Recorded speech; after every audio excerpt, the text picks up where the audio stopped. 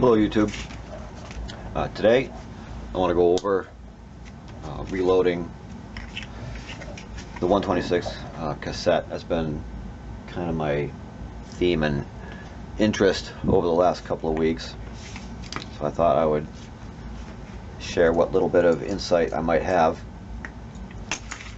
So one of the last videos I went through the process of opening up one of these cassettes.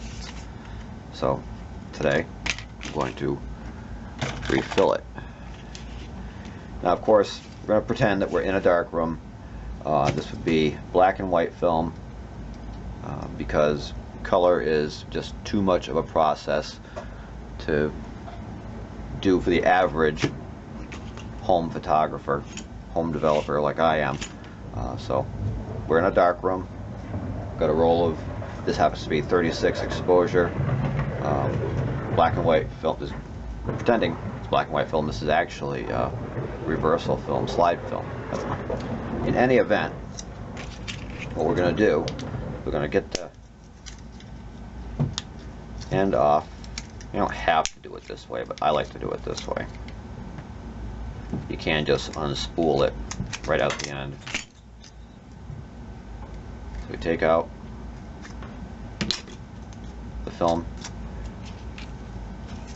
set that aside. We take out the take-up spool and the roll of film out of the cassette. I'm not going to reuse the dark paper. You could if you wanted to. Makes it a little more complex.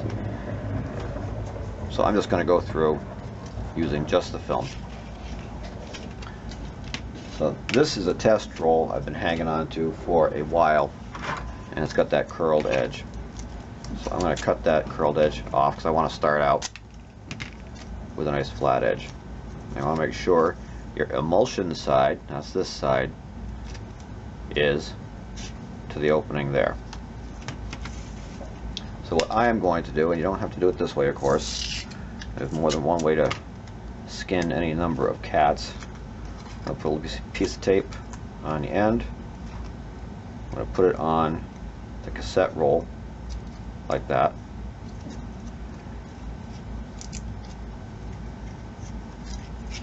And that starts me out. Then the real tricky part, you got to unroll from this spool. You can't reuse that.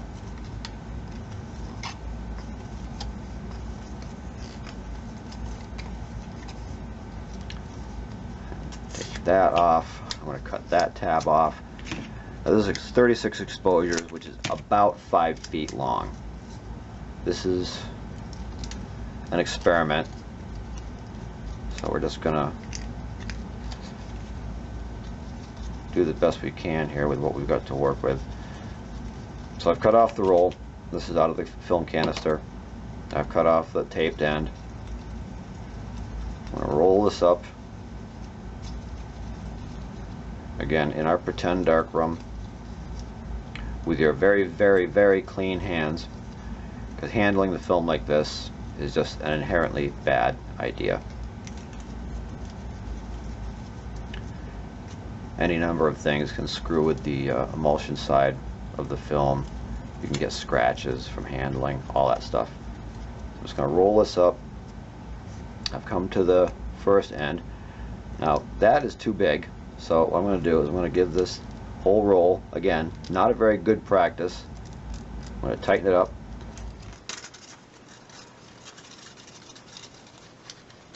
I haven't done a 36 roll before.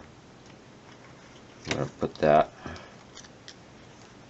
in there. I'm going to start that off. Like, I'm going to actually give this a couple of turns. Anticipate losing some of your film. I'm going to put that back in there. Make sure that's tight. Yeah, it just sprung loose, but we're going to pretend it's tight. I'm going to put the two halves back together. And it's just about that simple. This particular cassette came apart really, really well, so all of its edges are protected. Light leakage is going to be the issue with this. So what we're going to do here, I'm going to take a couple pieces of black electrical tape. I'm going to tape the ends, because you have to tape these things back together because they will not stay by themselves, and you really don't want them to, because then it might be a pain to get them apart again. You want to be kind of careful handling it, because again, light leakage will be your enemy on this, because if your cassettes don't come apart as nicely and conveniently as this one did, you run the potential of some light leaks. So what I'm going to do here, because I don't know, is I'm going to take a Sharpie. I'm going to mark the spot on the film. Now I need to check how many cranks it'll actually take to get a full frame. Because this thing, when these were new, they of course had, pull this out. You can see how far apart those sprocket holes are. So we're going to cross our fingers. I'm going to put that cassette into the camera like so. I'm going to close it up. Let's see what happens. There, it just locked into place. Okay, now I want to open it up. I want to see how far it went.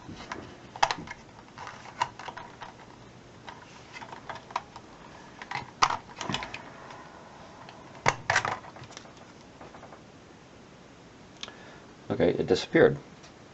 So what I'm going to do is I'm going to mark it again. And this may be an inherent problem with this. I think I said in my last video, this is not field tested for me. This is all experimental. I haven't found a complete video online.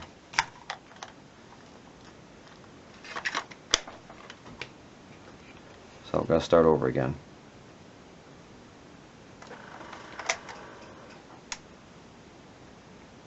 Actually, you know what? I'm going to... Okay, so we're going to advance it. And it drops in. Okay.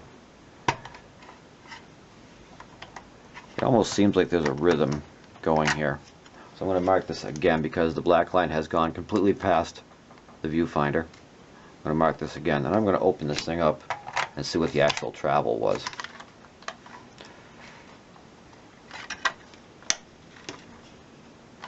Oops. And of course, bear in mind that having screwed with these things, you're going to have some refitting problems.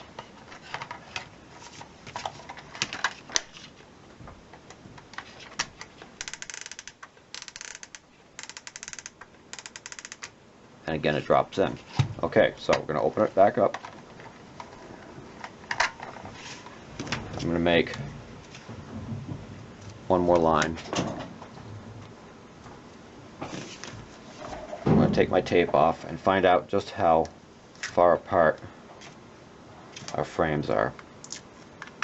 Apparently they're going to be far enough to expose.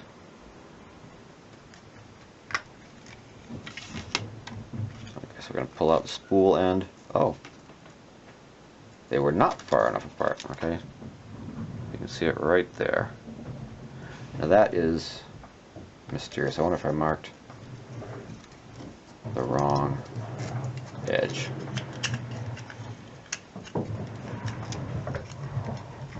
Now, I'm not going to rewind or go back through my video to see. I'm just going to close this thing back up again. I'm going to let's use new tape.